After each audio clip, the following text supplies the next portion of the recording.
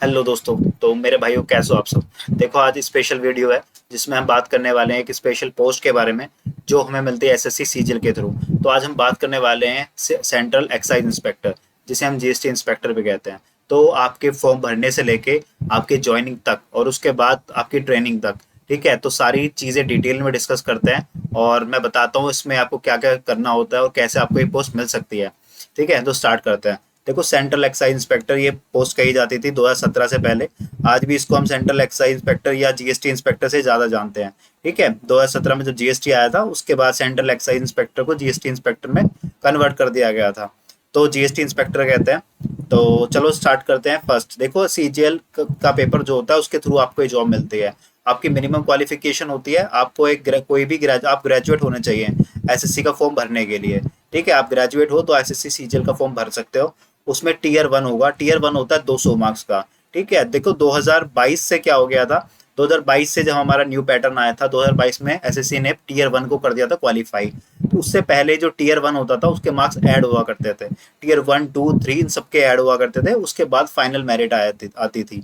इसके बाद देखो अब 2022 से पैटर्न आ गया है। जो अभी करंटली आपको जो करना है वो है, देखो टीयर वन, जिसमें 200 मार्क्स रहते हैं। आगे डिस्कस करते हैं कि क्या क्या कौन सब्जेक्ट रहते हैं, क्या क्या उनके मार्क्स रहते हैं। तो देखो, टीयर वन रहेगा 200 मार्क्स का, जो कि क्वालिफाइंग है। ठीक है, क्वालिफाइंग सेक्शन है। और टीयर टू रहता है 390 मार्क्स का। ठीक, चारों सब्जेक्ट जो रहेंगे उनके नंबर्स हैं वो आगे डिस्कस है करते हैं अभी। और देखो, फाइनल सिलेक्शन है वो आपको टीयर टू से ही मिलेगा, टीयर टू से मिलेगा। और यहाँ पे कंप्यूटर भी रहता है। टीयर टू के साथ कंप्यूटर का भी पेपर रहता है। जिस दिन आपका टीयर टू का पेपर होता है, मेंस का पेपर होगा, उस दिन आपको कंप्यूटर का भी पेपर उसी दिन देना पड़ेगा जो आपकी क्वालिफाइंग है। लेकिन एक बात इसमें ये भी है कि आपको जो 4600 की ग्रेड पे की जॉब्स हैं, कुछ पोस्ट ऐसी हैं जिसके लिए कंप्यूटर में आपके जो क्वालिफाइंग से पेपर नंबर हैं उससे ज़्यादा नंबर आने चाहिए। आगे उसको भी डिस्कस करेंगे। लेकिन उसमें सिर्फ ये इतना है कि आपको मिनिमम क्वालिफाई तो लाना ही लाना है, उसमें अच्छा स्कोर करना है कंप्यूटर में। और इसमें टाइपिंग टेस्ट भी आपका होता है, जिसमें 2000 की डिप्रेशन 15 मिनट में, या 28 वर्ड पर मिनट है। नॉर्मल सी स्पीड है, आराम से आ जाती है। 2 महीने टाइपिंग करोगे तो अच्छी स्पीड ये निकाल जाओगे आराम से। उसके बाद डॉक्यूमेंट वेरिफिकेशन अब डिपार्टमेंट कराने लग गया है। पहले एसएससी करवाता था, लेकिन अब डॉक्यूमेंट वेरिफिकेशन अब डिपार्टमेंट का काम हो गया, ताकि आपकी ज्वाइनिंग जल्दी हो सके। तो वो टाइम बहुत बच जाता है। डॉक्यूमेंट वेरिफिकेशन के बाद पहले फाइनल रिजल्ट आता था और कोई इंटरव्यू उसमें होता नहीं है। ठीक, चलो नेक्स्ट देखो, एग्जाम पैटर्न पे बात करते हैं। इसमें जो प्रीलिमिनरी एग्जाम होता है वो, इसमें जो 4 सब्जेक्ट ये रहते हैं, इंग्लिश रहती है, रीजनिंग, जीके और क्वांट। ठीक है, मैथ रहता है। और देखो, क्वेश्चन सबके 25-25 सेट को क्वेश्चन होंगे, जिसमें हर क्वेश्चन 2 नंबर का है। हर क्वेश्चन रहेगा 2 नंबर का। तो आपको इसमें 50 मार्क्स हैं, सारे के सारे 50 मार्क्स हैं। और टोटल टाइम मिलता है, नॉर्मल टाइम है 1 घंटा। आपको 1 घंटे में चारों सेक्शन ये करने होते हैं। और कट ऑफ की बात भी करते हैं। कट ऑफ की बात आगे करेंगे कि कितना आपको स्कोर करना पड़ेगा, या 200 में से आप कितना स्कोर करोगे तब आपका प्रीलिम क्लियर होगा। नेक्स्ट है जो हमारा मेंस का पेपर होता है, जिससे मेरिट बनती है, जो आपको पोस्ट दिलवाती है एसएससी से। देखो, इसमें क्वांट आता है और इसका रीजनिंग, जीके, जीएस, कंप्यूटर और टाइपिंग जो कंपलसरी है। देखो, इसमें रहता है हर क्वेश्चन रहता है 3-3 नंबर का। हर क्वेश्चन रहेगा 3 नंबर का। और देखो, क्वांट का और ये पहले सेक्शन, ये दोनों में आता है। ये होता है सेक्शन वन, जिसमें 1 घंटा मिलेगा क्वांट और रीजनिंग के लिए। दोनों के 30 क्वेश्चन रहते हैं क्वांट और रीजनिंग के, और 90-90 नंबर के। इसके बाद साथ ही जैसे ही आप सेक्शन वन खत्म होगा तो कंप्यूटर ऑटोमेटिकली अगला सेक्शन स्टार्ट कर देगा। उसमें रहता है जीके और इंग्लिश का, और इन दोनों के लिए मिलता है ये 1 घंटा। देखो, इसके लिए बहुत टाइम मिलता है। जो तगड़ी लड़ाई होती है, जो जो मेन लड़ाई है, वो पहले 1 घंटे के। नंबर तो सब में लाने ही लाने हैं, लेकिन जो पहला सेक्शन है वो बहुत इंपॉर्टेंट इसलिए है क्योंकि रीजनिंग और जीके को 1 घंटे में करना और 60 क्वेश्चन करना तो एक टास्क है जो बहुत प्रैक्टिस मांगता है आपसे। कि काफ़ी प्रैक्टिस करोगे, काफ़ी मॉक टेस्ट दे चुके होगे, प्रीवियस से सारे क्वेश्चन कर चुके होगे, फिंगर टिप्स पे आपकी बहुत सी चीज़ें होंगी, शॉर्ट ट्रिक्स होगी, या आपकी कोई भी रीजनिंग की ट्रिक्स होगी, सब आपकी फिंगर टिप्स पे होंगे। तो आपको वहाँ टाइम बचाना पड़ेगा, तो तभी आप इसमें क्वालिफाई अच्छे से स्कोर कर पाओगे। क्योंकि यहाँ पे क्वालिफाई नहीं है, यहाँ पे स्कोर करना पड़ेगा। जितना ज़्यादा से ज़्यादा स्कोर करोगे उतने ही अच्छे आपके नंबर आएंगे। उतने अच्छे नंबर आएंगे तो आपको जो अपनी पोस्ट चाहिए, पोस्ट तो मिल जाएगी, लेकिन आपको अगर होम पोस्टिंग चाहिए तो उसके लिए आपको टॉप स्कोर लाना ही पड़ेगा। इसके बाद देखो, यहाँ पे कंप्यूटर का पेपर है। यहाँ पे रहता है 20 क्वेश्चन रहते हैं 60 नंबर के। तो इसमें क्या रहेगा कि जैसे नॉर्मल कट ऑफ जो आती है क्वालिफाइंग के लिए, आपको मिनिमम क्या तो 22 या 23 की लगी थी लास्ट 2023 में। लेकिन जो हमारी 4600 की पोस्ट थी उसकी कट ऑफ थोड़ी सी ज़्यादा थी।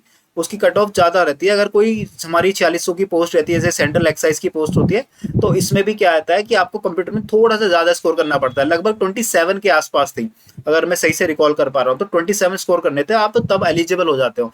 नंबर ऐड नहीं होते हैं कंप्यूटर के। तो ये जो 4 रहते हैं सेक्शन, क्वांट, रीजनिंग, जीके और इंग्लिश, ये 4 सेक्शन को मिला के बन जाते हैं 390 मार्क्स। 390 मार्क्स। और टोटल टाइम मिलता है आपको 2 घंटे 15 मिनट, और 15 मिनट की सबसे बाद में होती है टाइपिंग।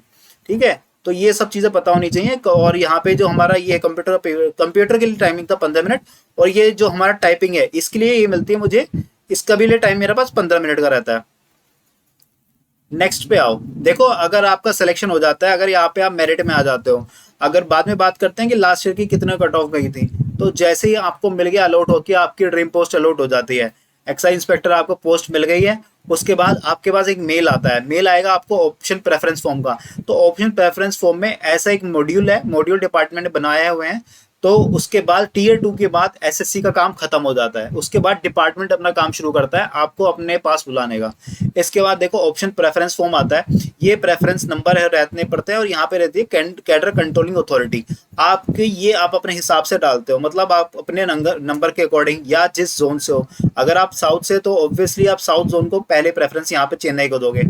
अगर आप नॉर्थ से हो तो आप दिल्ली, चंडीगढ़, लखनऊ, जयपुर, वडोदरा या मुंबई, गोवा, बेंगलुरु, आप अपने हिसाब से प्रेफरेंसेस में डालोगे, और वो मिलेगा आपको अपने नंबर के अकॉर्डिंग। जैसे जैसे आपके नंबर होंगे, जिस हिसाब से नंबर होंगे, उस हिसाब से आपको अपना कैडर अलॉट हो जाता है। ठीक है, तो जिस आप जोन से हो देख लो आँख खोल के, तो ये 16 जोन है ऑल ओवर इंडिया। तो आपको इसी के अंडर ही इसके अंडर ही कहीं ना कहीं आपको पोस्टिंग मिलेगी। देखो उसके बाद अगर आप प्रेफरेंस फॉर्म के बाद अगर आपको अलॉट हो जाएगा, एक पर्टिकुलर कैडर अलॉट हो जाएगा, तो वो कैडर आपको मेल करेगा और उसका आपको बुलाएगा फिजिकल टेस्ट के लिए। देखो फिजिकल टेस्ट के लिए काफ़ी ये चीज़ें होती हैं। आप मिनिमम हाइट मेल्स के लिए बता रहा हूँ 157.5 सेंटीमीटर, ये यूआर कैटेगरीज के लिए, और जो कैटेगरीज के लिए थोड़ी रिलैक्सेशन भी होती है वो नोटिफिकेशन में आती है हर बार। देखो 157.5 सेंटीमीटर हाइट चाहिए होती है मेल में, और फीमेल्स की होती है 152 सेंटीमीटर। ठीक है, इसके बाद देखो चेस्ट जो होती है मेल्स में होती है, रिक्वायरमेंट जो होती है वो होती है 81 सेंटीमीटर की, और विद 5 सेंटीमीटर एक्सपेंड करके दिखाना होता है। तो हो जाता है, अगर आप नॉर्मल पुशअप करोगे 1-2 महीना, जिम में वर्कआउट कर लोगे, या जिम में नहीं भी जाओगे, आप घर पे वर्कआउट कर लोगे, तो इतना हो जाता है। 5 सेंटीमीटर एक्सपेंशन इतना कोई बड़ा ज़्यादा नहीं है, आप नॉर्मल कर लोगे अगर आप फिट हो तो। और यहाँ पे रहते हैं वॉकिंग और साइकिलिंग। देखो ये रहते हैं वॉकिंग और साइकिलिंग का। वॉकिंग है लगभग 1600 मीटर की 15 मिनट में, और साइकिलिंग करनी पड़ती है 8 किलोमीटर 30 मिनट में। तो ये भी हो जाती है, इसमें भी कोई बड़ा इशू नहीं आता। और गर्ल्स के लिए होती है 1 किलोमीटर 20 मिनट में वॉकिंग, और साइकिलिंग होती है 3 किलोमीटर 25 मिनट में। और जो फीमेल्स हैं उनके लिए वेट मिनिमम रिक्वायरमेंट यहाँ पे 48 kg होता है। ठीक, और ये वॉकिंग साइकिलिंग हंसते खेलते कर जाओगे, कुछ इसमें बड़ा टास्क नहीं है, सिर्फ मैं इतना कहना चाह रहा हूँ अभी यहाँ पे। और इस चीज़ के लिए सोचना भी मत, मेन फोकस अपनी पढ़ाई का करो। बट हाँ, हाइट ज़रूरी है। आगे मेडिकल पे भी बात करते हैं, मेडिकल में एक बहुत इंपॉर्टेंट पॉइंट है, वो मैं बाद में डिस्कस करता हूँ इस वीडियो में। देखो हाइट तो बस देख लेना इतनी होनी चाहिए, तभी भरना अपने सेंट्रल एक्साइज को, वरना अगर गलती से हाइट कम रह गई है तो बाद में डिपार्टमेंट कह देगा कि अगले साल फॉर्म भर के आना। देखो नोट करने वाली चीज़ें यहाँ पे मैंने ओए और ओएल कैटेगरीज के लिए बता रखा है कि इनको वॉक करने की जरूरत नहीं पड़ती, ये स्पेशल जो कैटेगरीज के होते हैं। तो साइकिलिंग के लिए भी जरूरी नहीं होता, ओए, ओएल और ओएल कैटेगरीज के लिए साइकिलिंग भी मैंडेटरी नहीं होती है। जब आपका फिजिकल टेस्ट हो जाएगा, आपको फिजिकल टेस्ट के बाद आपको मेडिकल कराना पड़ता है। देखो कैडर का जहाँ जोन सा भी कैडर आपको अलॉट होता है, आपको दिल्ली कैडर अगर अलॉट हो जाता है तो एक गवर्नमेंट हॉस्पिटल है दिल्ली में, राम मनोहर लोहिया आरएमएल हॉस्पिटल, तो उसमें आपको एक पर्टिकुलर डेट दे दी जाएगी, तो वहाँ पे आपका होगा मेडिकल टेस्ट। अब ये चीज़ आप ध्यान से देख लेना, जो ये कलर ब्लाइंड है, देखो अभी से अपना टेस्ट करा लो, अभी से किसी गवर्नमेंट हॉस्पिटल में आप जाके करा लोगे, कलर ब्लाइंडनेस जरूर करा लेना, क्योंकि इस गलती की माफ़ी नहीं होगी। अगर गलती से आप सेलेक्ट हो जाते हो और फिजिकल वगैरह सब हो जाएगा, और मेडिकल के टाइम अगर आपकी जाके आप कलर ब्लाइंडनेस निकल आई, तो वो रिजेक्शन का पॉइंट है, डायरेक्ट रिजेक्शन है उसका। आप कहीं पे भी आपकी अपील नहीं कर सकते, आप एसएससी को भी नहीं कह सकते वापस जाके कि भाई मेरे से गलती होगी, मैं अपना दूसरी पोस्ट लेना चाहता हूँ। तो अभी से टेस्ट करा लेना, कलर ब्लाइंड नहीं होना चाहिए, तो ध्यान रखना। और रही बात आई साइड की, देखो 6x6 होनी चाहिए, भले आप ग्लास यूज करते हो या नहीं करते, स्पेक्स यूज करो ना करो, बस उनको चाहिए कि आपका 6x6 हो। वहाँ पे आप गवर्नमेंट हॉस्पिटल में जाओगे, डॉक्टर आपकी चेक कर लेंगे, स्पेक्स लगाते हो तो स्पेक्स के साथ चेक करेंगे, नहीं लगाते तो विदाउट स्पेक्स चेक होगा। और जो वो पढ़ाते हैं, वो जो सामने एक लगा रहता है उसमें AXL YQ वो टेस्ट आपको बस वो पढ़ना होगा, नॉर्मल सा टेस्ट होता है, और भी चीज़ें टेस्ट होती हैं, डिपेंड ऑन द हॉस्पिटल कि आपका कहाँ पे हो रहा है, तो इतना कोई लोड लेने की जरूरत नहीं है। ये चीज़, बट कलर ब्लाइंड जरूर एक बार देख लेना कि कलर ब्लाइंडनेस का की माफ़ी नहीं मिलेगी। और ये है यूनिट टेस्ट और एक्सरे, ये सब भी होता है, बाकी हो जाते हैं, कोई बड़ा इशू नहीं आता, मैक्सिमम लोग क्लियर कर जाते हैं, मुश्किल से 1% कोई रह गया तो रह गया, वरना तो कोई निकाल नहीं, मेडिकल में तो कोई नहीं निकलता। देखो उसके बाद आई होप आप क्लियर कर जाओ यहाँ तक, उसके बाद आप डिपार्टमेंट अलॉट हो जाएगा, आपकी ज्वाइनिंग हो जाएगी। ज्वाइनिंग होने के 1-2 महीने बाद जैसे ही एकेडमी फ्री होती है, नासिन एकेडमी फ्री होगी, तो आपको ट्रेनिंग के लिए बुलाया जाएगा। देखो यहाँ पे 14 हफ्ते की ट्रेनिंग होती है 2 फेज में, ठीक है, 14 हफ्ते की होती है। और पहला जो फेज रहता है वो रहता है 12 वीक का, लगभग 2.5-3 महीने का ये रहता है, वो नासिन कंडक्ट कराता है, national academy of indirect taxes and narcotics, ठीक है। तो ये नासिन एकेडमी कराती है, तो ये हर जगह, जैसे दिल्ली के जो सिलेक्ट होते हैं दिल्ली जोन में, उनकी फरीदाबाद में होती है, और जो मुंबई कैडर में आते हैं उनकी भांडू पे एक जगह है, वहाँ पे होती है। तो one of the best experience होता है लाइफ का, नासिन की जो ट्रेनिंग होती है आपकी लाइफ टाइम, अब याद रखोगे, बैचेस में जाते हैं, और लगभग 100 स्टूडेंट का, 100 कैंडिडेट का बैच रहता है, तो वो बैचेस आपको हमेशा दोस्त बन जाते हैं अच्छे। और उनका रूटीन क्या होता है कि रूटीन भी बहुत अच्छा रहता है, सुबह 5-5:30 बजे उठा दिया जाता है, सुबह वर्कआउट करते हैं, योगा होती है, और उसके बाद आपकी क्लासेस स्टार्ट हो जाती है, बीच में ब्रेक मिलता है, ब्रेकफास्ट के लिए मिलेगा, उसके बाद थोड़ा थोड़ा टाइम होता है, लेकिन बहुत अच्छा वहाँ पे एक्सपीरियंस रहेगा आपका। और उसके बाद क्लासेस स्टार्ट हो जाएंगी, आपकी क्लास चलती है दोपहर तक, ब्रेक मिलता है लंच का, उसके बाद फिर क्लासेस होती हैं। और बहुत ज़रूरी भी है, अगर आप एक डिपार्टमेंट में जा रहे हो, उतना अच्छा डिपार्टमेंट है, तो क्लासेस आपको लेना बहुत मैंडेटरी है, और सीखना बहुत ज़रूरी है। और छोटे टेस्ट होते हैं वो भी हो जाते हैं, कोई ऐसा बड़ा लोड नहीं होता उसमें। और उसके बाद आप दोपहर के पूरे 5 बजे तक आपकी क्लासेस रहेंगी, 5 बजे क्लास आप फ्री हो जाते हो, आप गेम खेल सकते हो वहाँ पे, पूरा अकेडमी आपकी है, पूरा कैंपस आपका है, पूरा आराम से विद इन लिमिट्स आप जो चाहे करना चाहे कर सकते हो, और विद डेकोरम मेंटेन करते हुए, ठीक है। उसके बाद देखो, अगर आप ये नासिन अकेडमी ट्रेन होती है, उसके बाद आपकी अटैचमेंट भी होती है, अटैचमेंट आपकी कई जगह होगी, कई ऐसे डिपार्टमेंट हैं, आपको भेजा जाएगा, ऑडिट में भेजा जाएगा, DRI DGJ ये सब ऑफिस के लिए आपकी अटैचमेंट होगी, आपको दिखाया जाएगा कि कहाँ कहाँ कैसे कैसे क्या काम होते हैं। उसके बाद आपको 2 वीक की पुलिस ट्रेनिंग होगी, ये साथ भी हो सकती है, गैप दे के भी हो सकती है कुछ मंथ। देखो ये पुलिस अकेडमी जो पुलिस ट्रेनिंग होगी, ये one of the best experience हो सकता है। मैंने ये फील किया है कि आपको कि कुछ एक डिपार्टमेंट हैं जो SSC के थ्रू आपको ये एक्सपीरियंस दिलवा सकते हैं, और ये GST की पोस्ट ही एक ऐसी है, आपको एक इतना अच्छा एक्सपीरियंस आपको आर्म्स ट्रेनिंग का मिलता है, बहुत लोग को क्रेज होता है इसका। तो आर्म्स ट्रेनिंग, आप आर्म्स हैंडलिंग कैसे करते हैं, आर्म्स आपको फायरिंग पे लेके जाते हैं, एक फायरिंग जगह होती है अलॉटेड, तो वहाँ पे आप फायरिंग कर सकते हो विद आपके जो इंस्ट्रक्टर्स होते हैं, तो वो इंस्ट्रक्टर के जो हमारे गाइडेंस के अंदर हम सारी चीज़ें करते हैं। और जो पुलिस हमारी ट्रेनिंग होती है, तो पुलिस ट्रेनिंग में क्या रहेगा पूरा, वो भी एक अच्छा एक्सपीरियंस है। वहाँ भी आपको सुबह 4 बजे उठा दिया जाता है, पहले सुबह ड्रिल होती है, उसके बाद क्लासेस होंगी, उसके बाद फिर आपको 3 बजे आर्म्स ड्रिल की स्टार्ट हो जाएगी, तो आर्म्स को खोलना चलाना सब बताया जाता है, और काफ़ी अच्छे इंस्ट्रक्टर रहते हैं। और ये हमारी ट्रेनिंग थी, हमारे बैच के जब हम गए थे, तो कहीं ना कहीं आप मुझको भी यहाँ पे खोज सकते हैं कि मैं भी यहाँ पे हूँ, और ये हमारे इंस्ट्रक्टर्स थे। तो काफ़ी अच्छे लोग होते हैं, और काफ़ी माहौल बहुत अच्छा रहता है, एक जॉली किस्म का माहौल रहेगा, और खाना टाइम पे दोनों टाइम, और जो भी आपको चाहिए विद इन अकेडमी आपको सब मिल जाएगा, और आपके बाल काटते जाते हैं, फुल कमांडो वाली फीलिंग आती है। और ये 2 हफ्ते आपके लाइफ के one of the best experience रहेगा, हमेशा याद रखोगे, ऐसा एक्सपीरियंस होता है।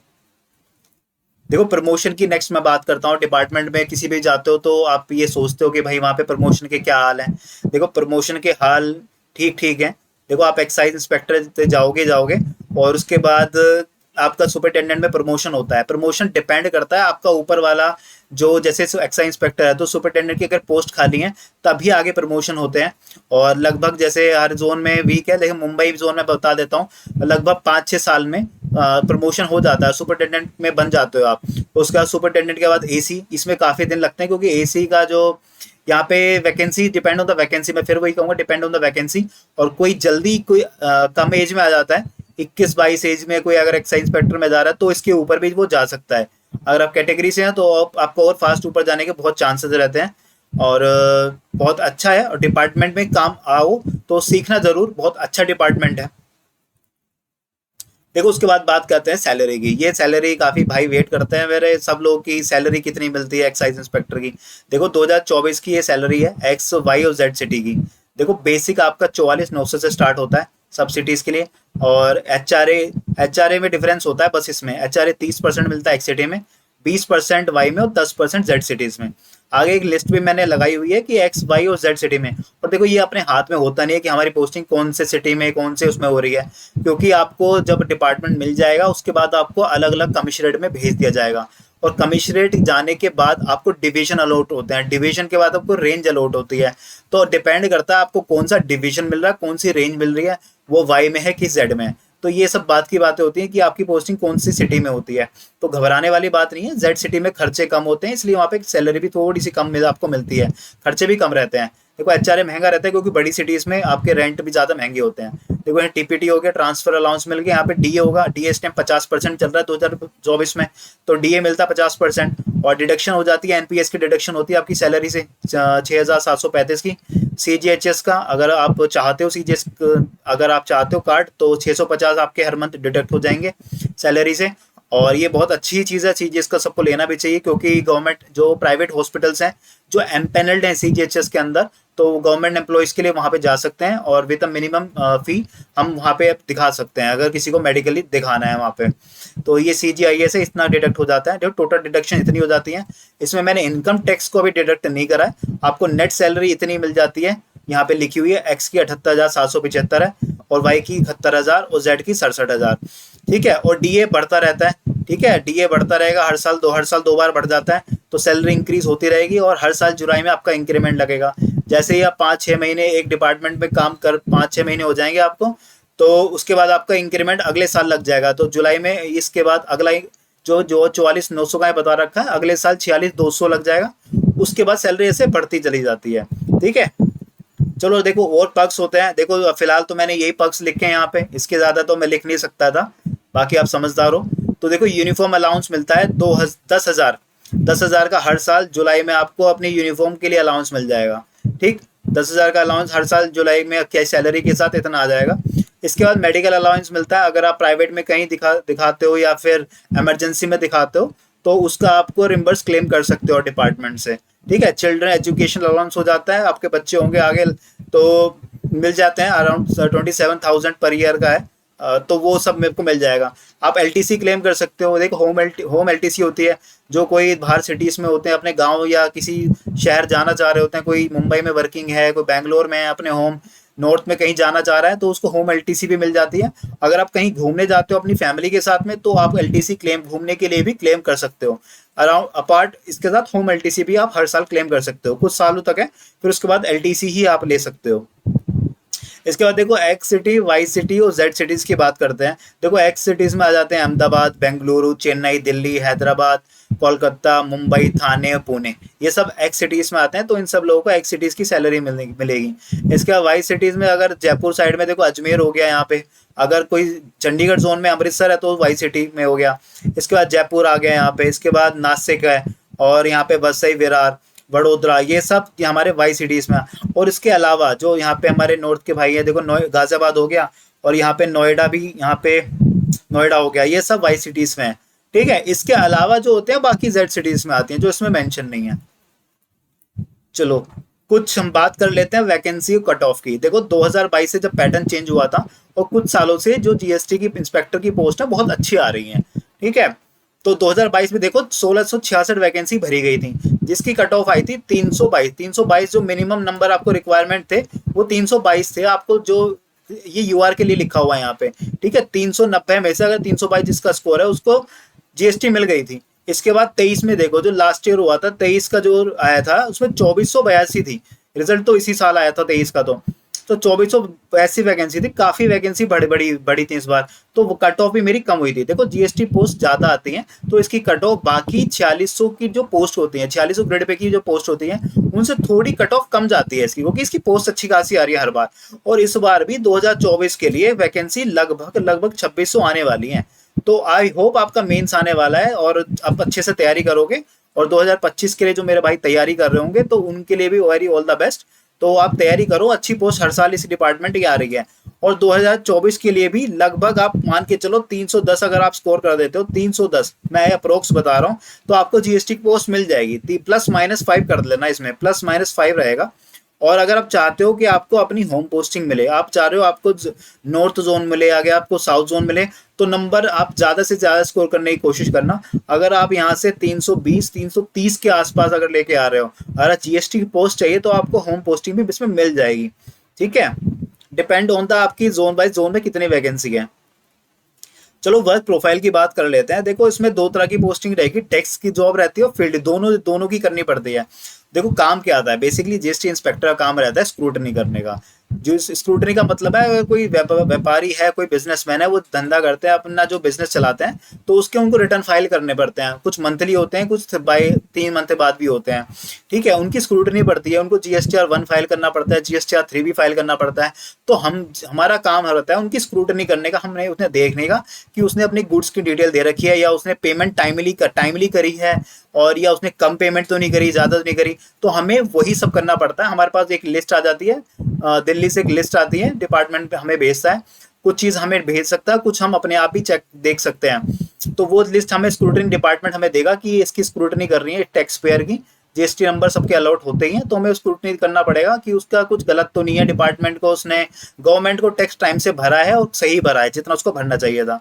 बाकी डेस्क जॉब में क्या रहता है, टेक्निकल सेक्शन भी रहता है, और टेक्निकल सेक्शन में क्या रहता है, बहुत लोड रहता है, थोड़ा सा रिपोर्ट बहुत जाती है यहाँ से। यहाँ पे डेली रिपोर्ट भी जाती है, मंथली रिपोर्ट भी जाती है, और बाई मंथली 15 दिन के बाद भी रिपोर्ट मांगी जाती है। तो थोड़ा सा हेक्टिक वर्क रहता है। और किसी के डेस्क जॉब में ऑडिट वर्क भी आता है, आपको ऑडिट में भी करना पड़ सकता है। तो ये सब रही डेस्क की बात। देखो फील्ड पोस्टिंग भी होती है। फील्ड पोस्टिंग अगर आप कहीं आपकी पोस्टिंग होगी एंटी इवेजन सेक्शन में, तो one of the good posting है आपकी वहाँ पे। और वहाँ पे अगर आप डेस्क जॉब में भी हो ना, तब भी आपको फील्ड में जाना पड़ेगा, क्योंकि फिजिकल वेरिफिकेशन करने जाना पड़ सकता है कि इंस्पेक्टर को भी, क्योंकि आपके सुपीरियर, आपके एसी या आपके सुपरिटेंडेंट ने अगर आपको अलॉट कर दिया कि आपको पीवी करने जाना है। देखो फिजिकल वेरिफिकेशन होता है, अगर कोई नया व्यापारी या कुछ भी, या कोई बिजनेसमैन स्टार्ट करना चाह रहा है, तो फिजिकल वेरिफिकेशन करना पड़ता है कि उसके डॉक्यूमेंट ठीक है, उसकी जगह वही ऑथेंटिक है। तो काफ़ी चीज़ें रहती हैं, मैं ज़्यादा डिस्कस नहीं कर, डिटेल में नहीं कर पा रहा हूँ उनको। तो वो सब चीज़ें करने पड़े, आपको जाना पड़ता है फिजिकल वेरिफिकेशन करने। बाकी कंप्लेंट पे वर्क करना पड़ता है, और पोर्ट एयरपोर्ट पे भी आपकी पोस्टिंग होती है, क्योंकि जैसे दिल्ली, जैसे अगर आपके दिल्ली में पोस्टिंग हो आपकी, या गुजरात में पोस्टिंग रहती है, या आपकी चंडीगढ़ जैसे पोस्टिंग रहती है, तो वहाँ पे प्रिवेंटिव ऑफिसर की पोस्टिंग अलग से नहीं आती है। तो जो वहाँ पे जीएसटी ऑफिसर्स होते हैं, उनकी पोस्टिंग आपको एस जीएसटी भी रहोगे, और आपको ऐसा कस्टम में भी आपको काम करने का मौका मिलेगा। 3 साल जीएसटी, 3 साल कस्टम, हर जगह का अलग अलग है ईयर्स का। और लेकिन आपको दोनों जगह काम करने का मौका मिलेगा। और अगर आप जीएसटी में भी हो, अगर आप ऐसी जगह पे हो जहाँ पे प्रिवेंटिव एग्जामिनर है, तो आपको एमएनपी, मरीन एंड प्रिवेंटिव, ऐसी जगह भी काम करने का मौका मिल सकता है। तो दोनों जगह तैयार रहो, अगर आप चाहते हो तो बिल्कुल मौका, वो फील्ड में पोस्टिंग का भी यहाँ एयरपोर्ट पे भी, या प्रिवेंटिव काम करने का मौका मिल सकता है। देखो कुछ फ्रिक्वेंटली आज क्वेश्चन यहाँ मैंने डाले हैं, और ये काफ़ी दिन से मैंने एक वीडियो डाली हुई है ट्रेनिंग की, जिसे मैं डिस्क्रिप्शन में डाल दूंगा। तो उसमें मेरे पास काफ़ी क्वेश्चंस आए थे, तो डिस्कस करते हैं उनको लेके। देखो वर्कलोड के मेरे वर्कलोड से पूछते हैं। देखो वर्कलोड तो देखो होगा, मान के चलो अगर आप डिपार्टमेंट में आ रहे हो, 4600 ग्रेड पे की अगर इंस्पेक्टर लेवल की जॉब पा रहे हो, तो देखो तैयार रहो काम के लिए कि आपको काम करने आना है। और गवर्नमेंट सर्विस आ रहे हो तो बिल्कुल ये माइंडसेट मत लाना कि मुझे काम नहीं करना, काम करने आ रहे हो तो काम करना। और बहुत अच्छा रहता है कि आप काम सीखते हो, आपकी वैल्यू होती है। अगर आपका एक चीज़ याद रखना, आप किसी भी डिपार्टमेंट में जा रहे हो, अगर आपको काम आता है तो आपकी हर जगह वैल्यू होगी, हर तरह से वैल्यू होगी, और आपको लोग जानेंगे, आपसे लोग सीखेंगे। तो एग्जाम्पल सेट करना चाहिए। तो वर्कलोड दिमाग से निकाल देना। हाँ इतना जरूर कहूँगा, मंडे टू फ्राइडे वर्किंग होता है, सैटरडे संडे वर्क नहीं होता। आप इनफ टाइम है पर्सनल अपने लिए, अपनी फैमिली के टाइम निकाल सकते हो। तो इतनी भी ज़्यादा हैक्टिक नहीं होती है। बट ये मत सोचो कि काम बिल्कुल नहीं हुआ, ये आपके अपने ऊपर है। काम करना चाहोगे तो बहुत काम है, नहीं करना चाहोगे तो काम तो ले लिया जाएगा आपसे। देखो टाइम टू स्टडी देखो मैंने खुद पढ़ा है, मैं जीएसटी में काम किया है मैंने, तो टाइम मिल जाता है पढ़ने का। आपके अपने ऊपर है, सुबह शाम तक काम करोगे। अगर घर पे पहुंच जाते हो 8 बजे, तो 8 बजे भी 7-8 बजे घर पहुंच जाते हो, तो एक बात याद रखना कि एक बार अगर आप पोस्ट निकाल लेते हो, उसके बाद आपको इतनी पढ़ने की जरूरत नहीं पड़ती है। आपको मॉक टेस्ट करने होते हैं और एनालाइज करना पड़ता है कि चीज़ों को लेकर। आपको इन डिटेल तो पढ़ने की जरूरत नहीं पड़ती और ना बैच लेने की जरूरत पड़ती, तो पढ़ने का टाइम निकल जाता है। अगर दिन के 3 घंटे भी निकालोगे, एक पोस्ट लेने के बाद की मैं बात कर रहा हूँ, एक पोस्ट लेने के बाद अगर आप 3-4 घंटे दिन के निकालोगे तो आराम से हो जाएगा। बाकी सैटरडे संडे तो है ही, पूरा दिन पढ़ सकते हो, आपकी इच्छा अनुसार है। तो टाइम टू स्टडी तो मिल जाएगा, टाइम टू स्टडीज की चिंता मत करना, ये तो मिल जाएगा, आपके अपने ऊपर है, पढ़ना चाहोगे, डिपेंड करता है आप पढ़ना चाहते हो कि नहीं चाहते, उसके बाद तो पढ़ने का टाइम तो मिलेगा। बाकी बात रही डेपुटेशन की, देखो one of the best department है इंडिया में, मुझे लगता है अकॉर्डिंग टू मी, मैं अपनी राय बता रहा हूँ कि आप डेपुटेशन पे जा सकते हो, आप सीबीआई में जा सकते हो, यहाँ पे यहाँ से आप ईडी में जा सकते हो, आप नारकोटिक्स में जा सकते हो, और कुछ ऐसे डिपार्टमेंट हैं, डीआरआई है, डीजीजीआई है, आप डेपुटेशन पे जा सकते हो। देखो यहाँ पे काम करो, जैसे ही आपका प्रोबेशन पीरियड खत्म होता है 2 साल का, आप एलिजिबल हो जा सकते हो। लेकिन डेपुटेशन के लिए आपको आपका डिपार्टमेंट भी अलाउ करना चाहिए, क्योंकि जब भी कोई डिपार्टमेंट, मान लो सीबीआई में कोई वैकेंसी आ रही है डेपुटेशन की, तो वहाँ के आपके पास आएगा और आप अपने डिपार्टमेंट से पूछोगे, पहले परमिशन लोगे कि मैं वहाँ जाना चाह रहा हूँ, कि मैं जा सकता हूँ कि नहीं, डिपार्टमेंट आपको एनओसी देगा, उसके बाद ही आप डेपुटेशन अप्लाई कर सकते हो। ठीक है, तो डेपुटेशन वाइज तो बहुत अच्छा है, और करना भी चाहिए, जिसको काम का मन है कि बहुत डिपार्टमेंट में काम करना है, अलग अलग डिपार्टमेंट का एक्सपोजर चाहिए, सीबीआई का चाहिए, आईबी का चाहिए, तो आराम से आप जा सकते हो। उसके बाद देखो गवर्नमेंट व्हीकल के बारे में पूछते हैं। देखो अगर आप चाह रहे हो कि आप पर्सनल से व्हीकल से आपको घर से लेके ऑफिस छोड़ा जाए, तो ऐसा पॉसिबल तो नहीं होगा, ग्रुप बी के अलाउड नहीं है। बट अगर आपको सरकारी काम करना है, कहीं भी जाना है, तो आपको गवर्नमेंट व्हीकल मिलेगा। आपको गवर्नमेंट का डिपार्टमेंट का कुछ भी काम करना होगा, कहीं भी आप चाह रहे हो, तो गवर्नमेंट व्हीकल बिल्कुल आपको मिलेगा, बट आपके पर्सनल काम के लिए वो नहीं होगा। आप हमेशा उसको अपने डिपार्टमेंट के लिए कामों के लिए ही यूज़ करोगे, चाहे कोई भी पोस्ट पर हो, आप ऐसे सुपरिटेंडेंट है या आपके पास एसी के बाद अलाउ हो जाते हैं, एसी को अलाउड होती है गवर्नमेंट व्हीकल, इंस्पेक्टर लेवल पे नहीं है। ठीक है, आप पर्सनल, ऐसा पर्सनल मैं बात कर रहा हूँ, पर्सनल अलाउड नहीं है। बाकी आप अगर आपको कहीं जाना है ऐसे डिपार्टमेंट के काम से, तो आप जा सकते हो। ऑलवेज इन यूनिफॉर्म, देखो हमेशा यूनिफॉर्म की पहनने की जरूरत नहीं होती, डेली आप सिविल ड्रेस में जाते हैं। ठीक है, डेली सिविल ड्रेस में आप आराम से जा सकते हैं, कोई लोड नहीं होता। और कुछ स्पेशल ओकेजन्स होते हैं, इंडिपेंडेंस डे हो गया, रिपब्लिक डे हो गया, या आपकी ड्यूटी लग गई ऐसा पीआरओ, तो आप तब आपको इसमें यूनिफॉर्म पहनने की जरूरत पड़ेगी, या आपको बोला जाता है, या आपके कमिश्नरेट पे भी डिपेंड करता है, कहीं कमिश्नरेट में पर डे ड्यूटी लगती है, तो वहां पे भी आपकी यूनिफॉर्म पहन सकते हो आप। ठीक है, वहां तो मैंडेटरी है, बाकी ऐसे रेगुलरली आपको पहनने की जरूरत नहीं है, कोई मैंडेटरी नहीं होता, कोई कंपलसरी नहीं होता है। बाकी रही बात ट्रांसफर की, देखो ट्रांसफर तो भी बंद है, transfer with in zone transfer हो रहे हैं आपके कमिश्नरेट। आपको अगर एक जोन अलॉट हो गया, तो आपका जोन चेंज नहीं होगा, अभी वो बंद है, whatever with the reason, आपका कोई भी रीजन नहीं चल रहा है इस टाइम पे, लेकिन आप विद इन जोन ट्रांसफर, आप इंटर जोन ट्रांसफर अलाउड है। आप अगर मुंबई जोन में हो या दिल्ली जोन में हो, तो अगर आपके कमिश्नरेट चेंज हो जाते हैं, वो तो ऑटोमेटिक होने ही है, हर साल एजीटी आता है। ठीक है, एनुअली जनरल ट्रांसफर जो आते हैं, उसके बाद आप हर 2 साल बाद, हर 3 साल बाद कमिश्नरेट चेंज हो जाएंगे, जहाँ पे आप कम कर रहे हो वो चलते रहेंगे, वो आपकी पूरी जो आपकी सर्विस रहती है उसमें चलेंगे, बट आपके जोनल वाइज जोन चेंज नहीं होते हैं बाद में। इसलिए जो आपको जोन चाहिए सोच समझ के वो भरना, और उसके लिए आपको अच्छे नंबर लेके आने होंगे। किसी को जयपुर जोन चाहिए या जीएसटी दिल्ली जोन जीएसटी वाला चाहिए, तो अच्छे नंबर लेके आओ, रैंक लेके आओ, टॉप 100-200 तक लेके आओ, उसके बाद आपको अपना मन पसंदीदा जो भी जोन भरना है वो आपको आराम से मिल जाएगा।